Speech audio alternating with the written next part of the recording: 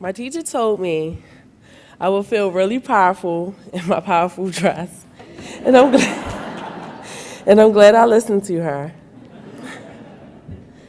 I would like to start with a heartfelt thank you to my AVID family.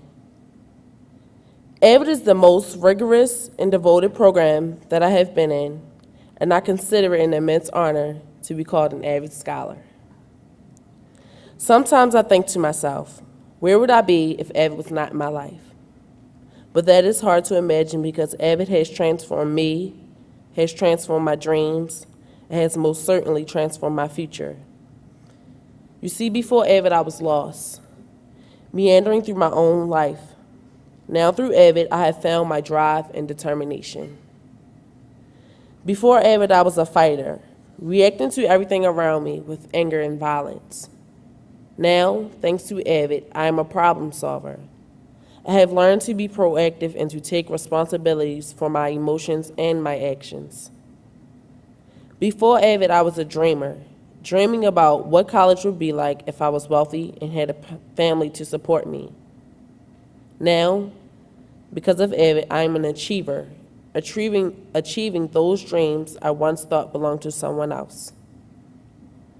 Many students have the tradition of excellence and college degrees in their families.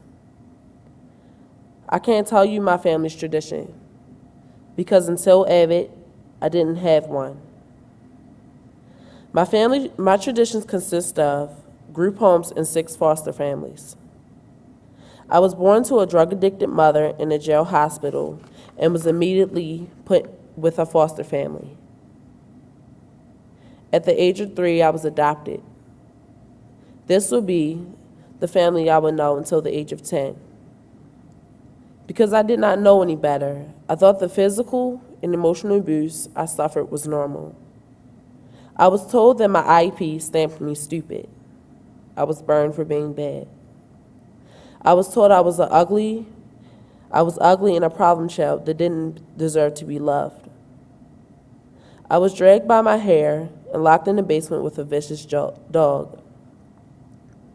I felt ostracized and neglected, so I would act out to get attention.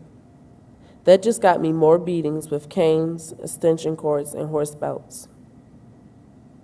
But the day my 23-year-old brother hit me in the face like a heavyweight champion in front of the school bus was the day those family ties were severed.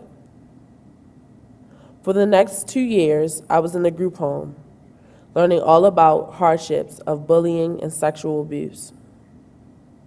It was here I learned to fight. I got so good at it, the group home kicked me out, making my transformation from victim to menace complete. From there, I jumped from foster family number 2 to foster family number 5. It was with my 5th foster family that I was enrolled at Wellon High School in Baltimore County Public Schools. This is where God placed me in the hands of AVID. I didn't go to your typical AVID recruitment because my social worker forgot to turn in my registration forms. I was sitting in the guidance counselor's office on the first day of school and simply saw it on the list of possible courses. I remember the presentation of AVID during my 8th grade year, but I passed right over it because I also remembered it sounded like a lot of work. But something inside me told me to give it a chance, so I asked for it to be added to my schedule. God opened the doors for me and placed me in the doorstep of AVID because he knew I needed some assistance from some earthly angels.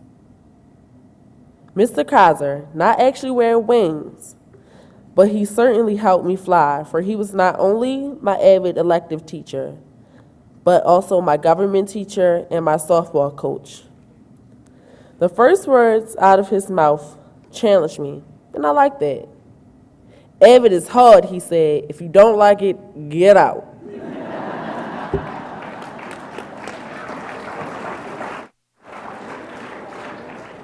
The words glued me to my chair. With each day in AVID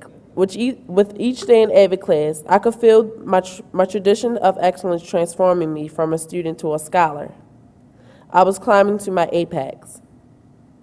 but by learning new vocabulary, dressing up every Wednesday, practicing my public speaking skills, and perfecting the art of tutorial. But while things were going well in AVID, things were once again falling apart at home.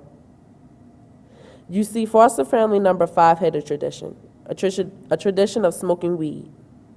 They would get high and forget all about my basic needs. Forget to buy me food, personal hygiene products. They would even forget to pick me up. I knew they were smoking because I would smell it, and in turn, it would trigger my asthma. I wrote a letter of a suggestion of my social worker and tried to address the situation by expressing my feelings. I wrote the letter for survival, but they read it as betrayal. This is what took me from that home to my 6th and current foster family.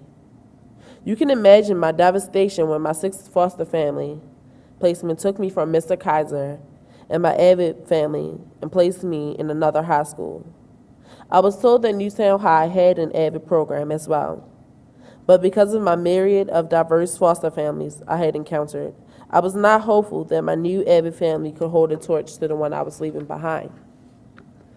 Boy, was I wrong. The day of the Newtown High School AVID induction ceremony, I literally lit a torch of perseverance. I held that torch and pledged that I would never let my light grow dim. I went home that night, got on my knees, and thanked God for once again placing me in the care of some earthly angels. I am a living testimony that the tradition of AVID excellence transcends classrooms and school buildings. I stand before you today, ready to start my senior year at Newtown High, only because I skipped my junior year by taking classes during night school and summer school.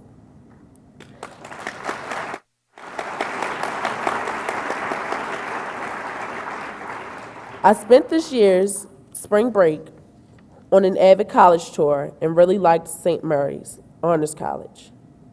The entrance requirements are rigorous, but I'm always up for the challenge. I plan to study accounting and business management and one day use my skills and experiences to help those foster children who at the age of 21 are discharged from the system and often left homeless. I watch my AVID teachers touch lives every day. I want to do that too. I want to transform lives. One day, I will, but not until my transformation is complete. I'm not quite there yet, but I know I'm getting close. You see, first quarter of this year, the hardest teacher in Newtown High School had me in tears. And let me tell you, after all I've been through, I don't cry easy. But I was frustrated. I hated him for his teaching styles, hated math, my favorite subject, and wanted to quit. After a conversation with my AVID coordinator, I realized I had to start living some of those 7 habits of highly effective teens that we had been studying. I slowly transformed my attitude about him and the class. A few months later, that hard, mean, same sweater-wearing teacher said to me,